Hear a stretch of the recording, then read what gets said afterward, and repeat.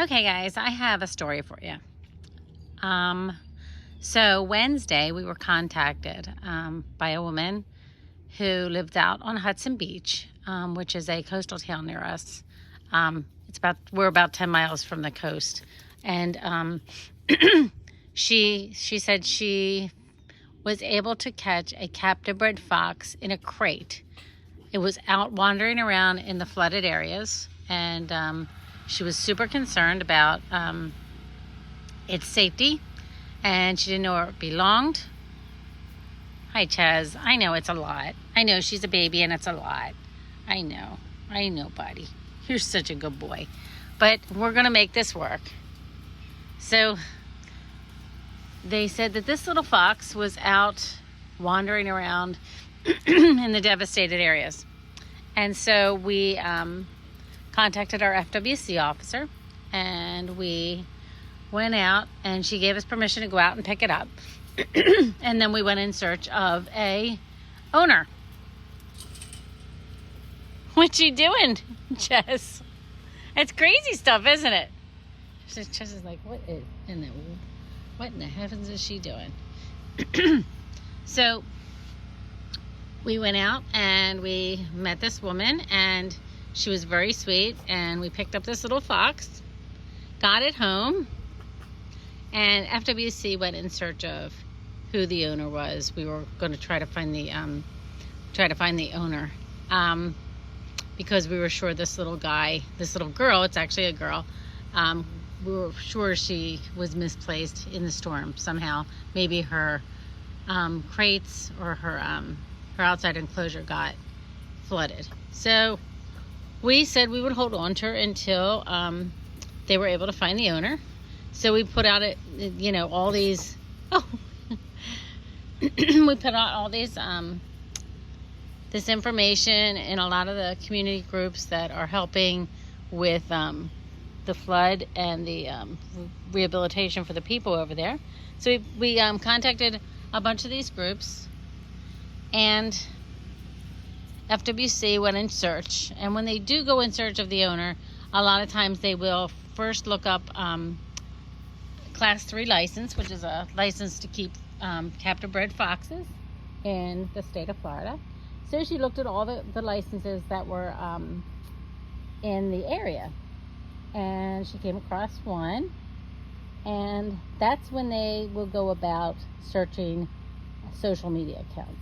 She looked up the girl on the social media accounts, and lo and behold, she found a picture of this little fox. Of course, she's run into the room. Okay, there she is. So they found a picture of this fox. So apparently the person we actually picked it up from that night actually was the actual owner of this fox.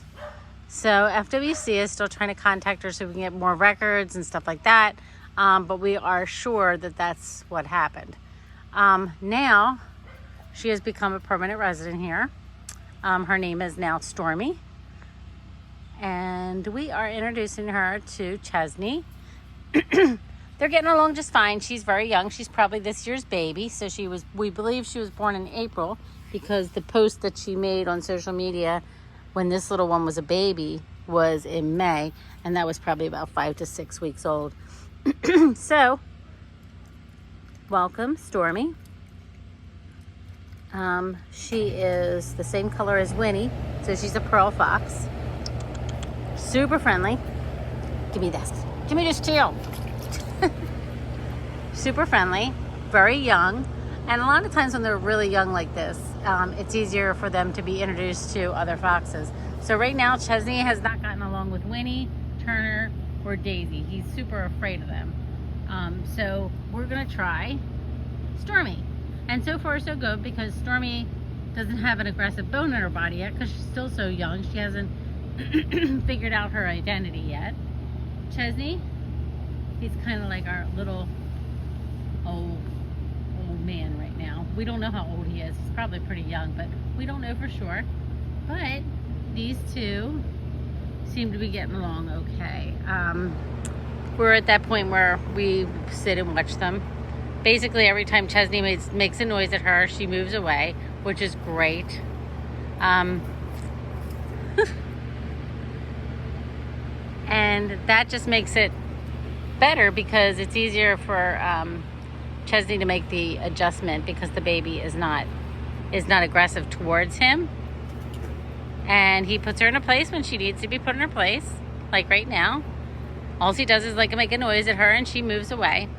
So she's learning, and we really think this might work out, these two.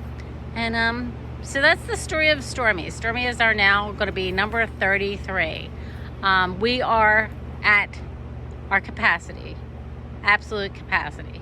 We have taken in we're taking in 8 foxes this month, and that is way beyond what our actual original goal of how many foxes we could actually take in. So we are, she is our last. We will always have an emergency pod for any new foxes coming in. So right now she's staying in the emergency pod next to Chesney, and then we're hoping that Chesney and her will be able to share an enclosure together and the pod will become open again. So it's going to take a little bit of time. They both got a lot of learning each other to do, but that is our story of Stormy. We are lucky to have a primary sponsor for this girl already, which was a stroke of luck. Thank you, Mr. Banks, for sponsoring this beautiful girl. Woo! Something touched my toe! Something touched my toe!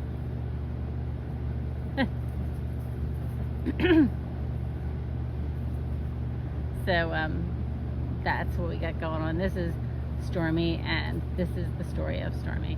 So we're still hoping that the girl who actually surrendered her to us, who actually surrendered her in the end, will come forward and give us a little more information on her background, like where she came from, what her birth date is, what any kind of preventative she's received, any kind of rabies shots, anything like that. So we're really hoping we get that information from her. If she steps forward, we really would appreciate it if she's on here watching her little girl. So that's it, guys. That is the story of Miss Stormy. I'll let you guys go on a Saturday night. Have a nice Saturday night.